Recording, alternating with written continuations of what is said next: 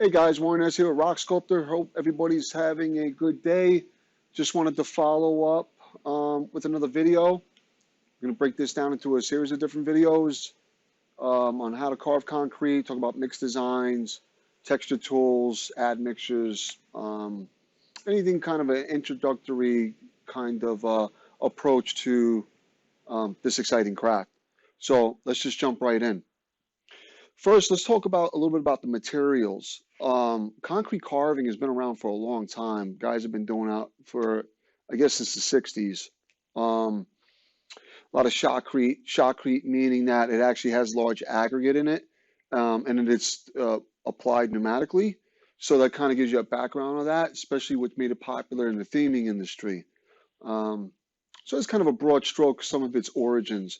But let's talk about the ingredients and why they're important. And when I say they're important to me and my systems. Everybody has a different system, and that's totally acceptable. They just yield a different output. I look to culinary as kind of an analogy, if you will, meaning that if we could look at the one dish of pizza, for instance, your basic slice, consists of sauce, dough, and cheese.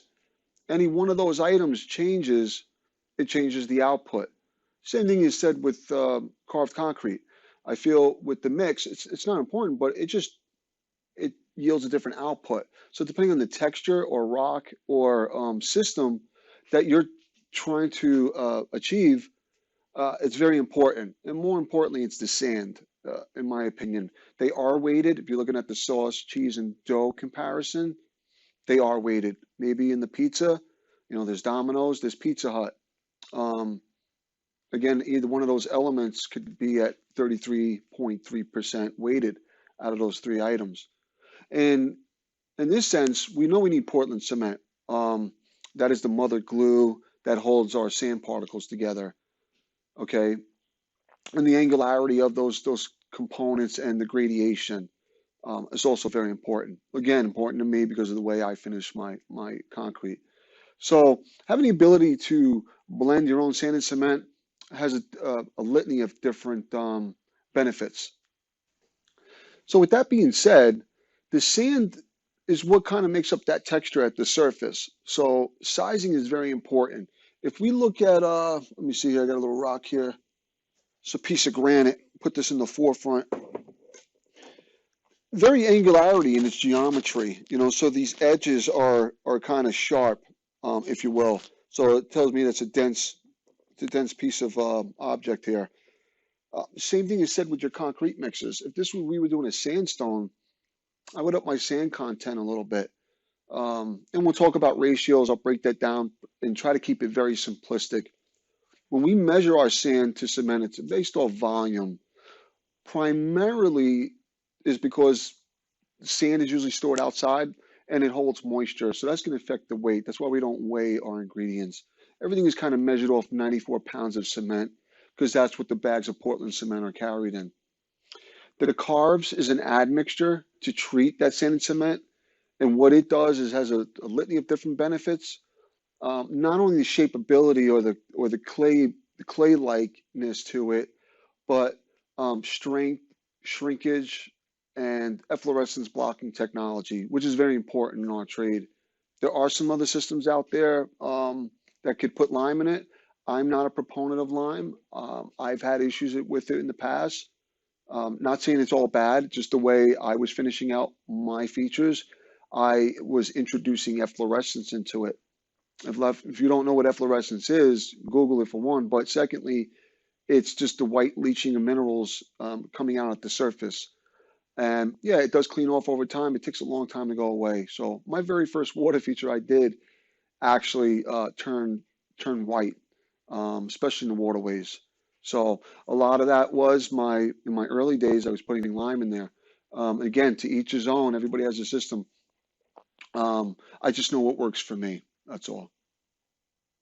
Okay, so got 94 pounds of cement. That's what it comes in. It also comes in the 47 pounds, just a half, easy on your back, a little bit easier to measure off from. If you do have employees, a lot of the times the guy that's mixing is kind of at the lower end of that food chain. but it's so important to have that mix right at the right slump, because what'll happen is if it's not mixed correctly, um, for one, it could fall off. It could be very problematic. You can weaken the strength of it. Remember, it's not only we got to look good, we got to be able to handle the freeze and thaw cycles, at least up here in Washington State. So that's ultra important. Um, so durability is big time with that, and it also needs to texture right, needs the patina right. So there's a lot of factors going involved, and that does go back to our sand. How are you finishing it?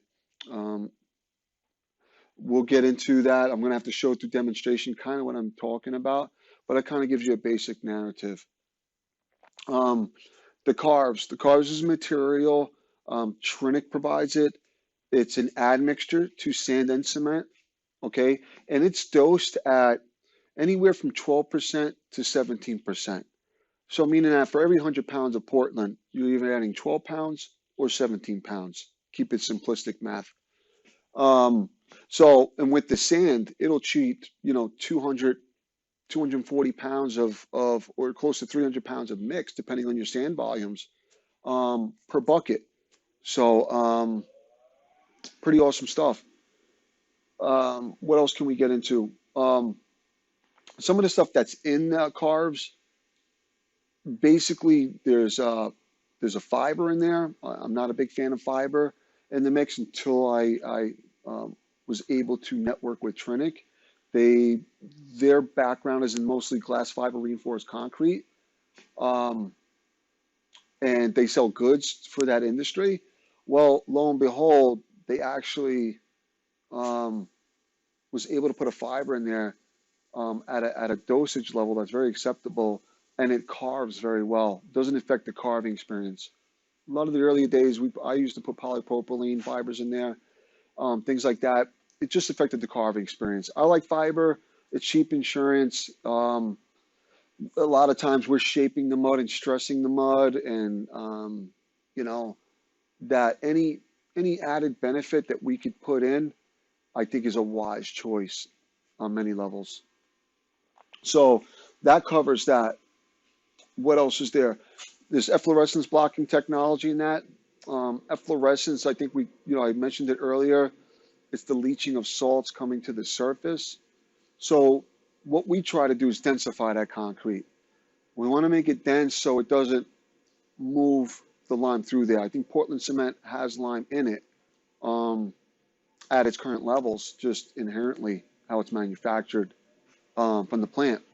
So when you look at that, you can still get efflorescence, but we put things in there to help aid against that. The last thing you want is to do a beautiful water feature and get a call 6 months, 8 months, and in some cases I heard 3 weeks, as early as 3 weeks, you'll see efflorescence.